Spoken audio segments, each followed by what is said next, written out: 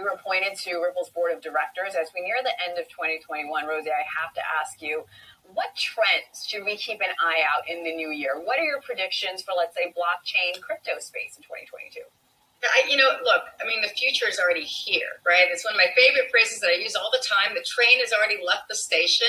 I think blockchain technology will always be here, not just because of crypto, but other applications as well, whether it's NFTs, whether it's fractional ownership of real estate, whether it's art, all these other applications are there. So for me, I think this world of innovation and technology has already arrived. It's really, how we use it responsibly, how we really think about it to better our lives.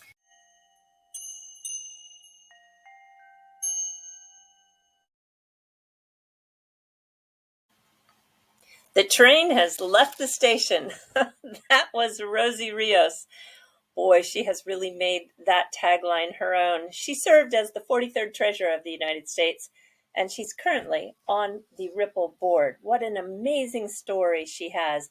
Born the 6th of 9 children in California, she worked full-time throughout high school and then went on to achieve just a stellar career. Her mention of fractionalized ownership in the blockchain leads me to my first prediction of 2022. I want to tell you that fractionalized ownership is going to be huge. And a perfect example of that is someone who has a head start. That would be Japan's SBI. They put a 8-figure investment in the Swiss crypto bank Signum, and they are going to launch their fractionalized platform this January. I want you to listen to just this quick clip that I posted on Twitter, and it will begin now. The Signum team has recently purchased CryptoPunk 6808 and leveraged its tokenization stack Designate to fractionalize ownership of it.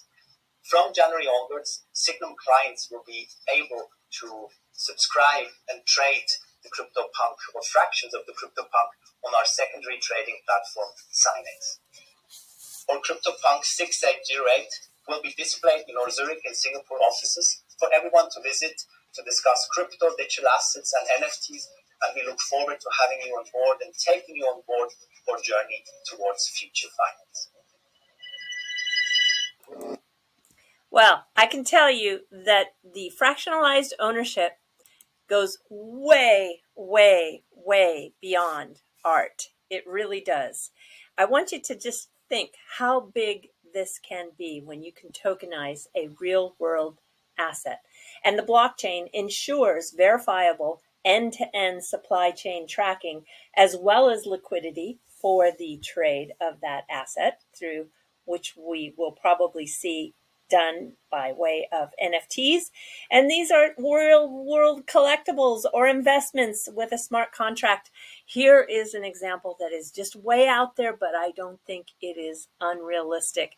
These bulls that you see here are valued at about $50,000 each. And with fractionalized ownership, it has the ongoing revenue stream from the shipped frozen semen. That is a business. That's a business that they do all over the world, and it's a very compelling return on your investment. The NFTs were just a simple catalyst for the world to get to know blockchain and tokenization. But can you imagine if you had a fractionalized ownership of this bull and then were able to receive an ongoing revenue stream from the people who want to have the Wagyu famous brand beef from Japan? That is how wild this space is going to get. And I also want to just talk about another prediction. This is my second one, and it's about community. My prediction is that communities will create a record number of DAOs, DAOs, the decentralized autonomous organizations, to further build out real value for their like-minded peers, making the bond within these communities stronger, as well as bringing more value. Look at these communities. Just look at this. This is the Shiba community, the Axie Infinity community, the Terra community, Sand, Matic, Solana, Mana, Doge, AVAX, BNB, ADA, Ethereum, Uniswap, Polkadot, XRP, making it down here at the bottom, and of course, Bitcoin. When we look at an autonomous, a decentralized autonomous organization and compare it to how it fits side by side next to a traditional top-down organization, you can really see that what you see on the left is what most companies are doing right now, or countries for that matter. But imagine if you are a community with a bank account, you have all of a sudden this equal ownership through participation and governance. The biggest names like Andreessen Horowitz, Peter Thiel, Mark Cuban, Chamath, they're all active in this DAO space. Now, my prediction goes a little bit further than what they are getting involved in. What I'm trying to tell you is that these guys are overlooking the power of the community. BNB, 6.6 million Twitter followers. Bitcoin has 3.9 million Twitter followers. Dogecoin, 2.6 million. Shiba, 2.3 million. And XRP, 2.2 million. This is all about a global collective that works together to build products and building towards a common goal. Bottom up, top down, sideways in. This is about collaboration, and it scales. And I am telling you that everyone financially wins. Everybody participates in that governance to utilize blockchain and smart contracts. Yeah, this is going to be big, and it is because of the strength of communities. The DAO even wants to buy Blockbuster for $5 million. This is a newly formed group called Blockbuster DAO, and it aims to raise $5 million to buy Blockbuster from Dish Network. The DAO plans to raise funds by minting NFTs, which will be sold to investors at a price of 0.13 ETH, or about $530 each. If the purchase is successful, the DAO will spend funds on partnerships and on building a streaming video service. This is just going to get wild, everyone, and it's going to be a lot of fun. Now, the third prediction could be that more banks, like we saw with Siam Commercial Bank, buying a 51% stake in a digital asset exchange, BitCub, will happen. Yeah, no doubt. I think that's a pretty easy prediction. I want to step out a little bit further. And thanks to the Happy Life Brewy One, he put together this shady bunch. My third prediction is there is going to be an independent investigation, and it will include at least one of the people that you see in this shady bunch. All right, everybody, we are jumping to the fluff. Yeah, I was in Shibuya, my favorite part of Tokyo, on Christmas Day, and I got so many interesting comments when I filmed the crossing here. This is the busiest crossing in all of the world. I think it's 3,000 people cross every 2 minutes, and on a busy day you can have up to 500,000 people from morning to night crossing at this intersection. One of the comments that I received was, is this a protest? No, this is just a regular sunny afternoon on December 25th, which is just another work day in Japan. But anyway, that was really fun. And for a lot of people who know Tokyo, yeah, they told me in the comments also that they knew where I was. Yes, I was at Starbucks. Starbucks is on this side of the crossing. Let me just turn this one off because it's got a little bit of annoying background noise. So this is the Starbucks at the crossing that overlooks all the activity, and I was sitting right next to this cross beam right here in that window.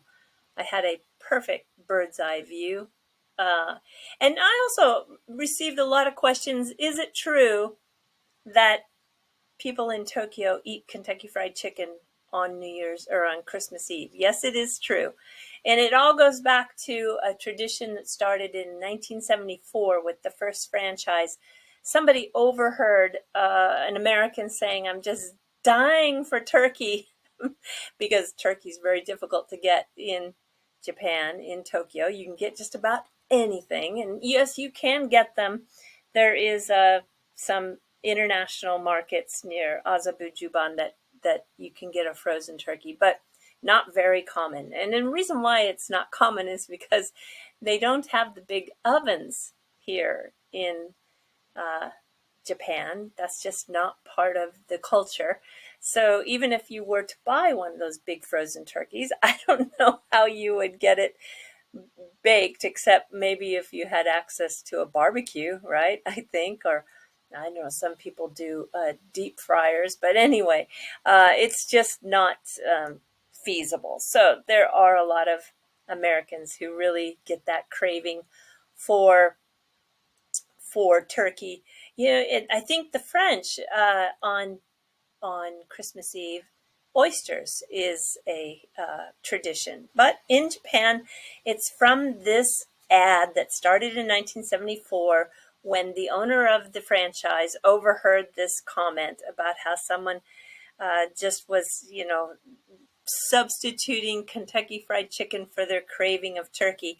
And they came up with the campaign, which was Kentucky Christmas. And then from that point on, it just grew out to be a tradition in Japan.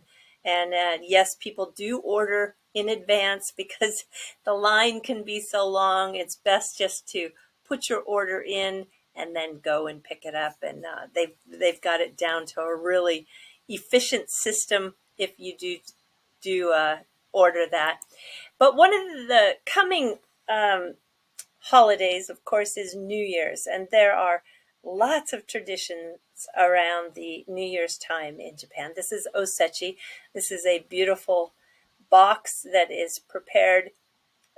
You order them in advance, and then it's traditionally supposed to last for up to 3 days so that you can snack on it over those 3 days so you don't have to do any cooking.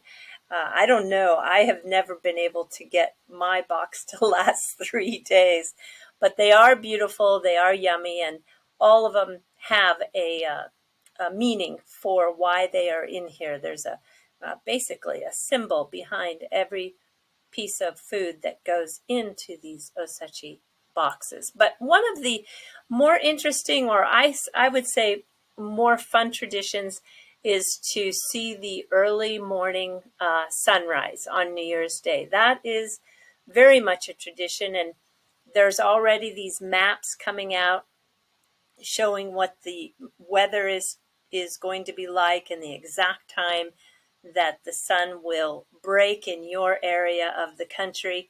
And if you're lucky, you're going to get to see a picture like this just at the moment when the sun comes up. I think this is my favorite tradition of all. All right, everybody, do take care. Sayonara for now. Bye-bye.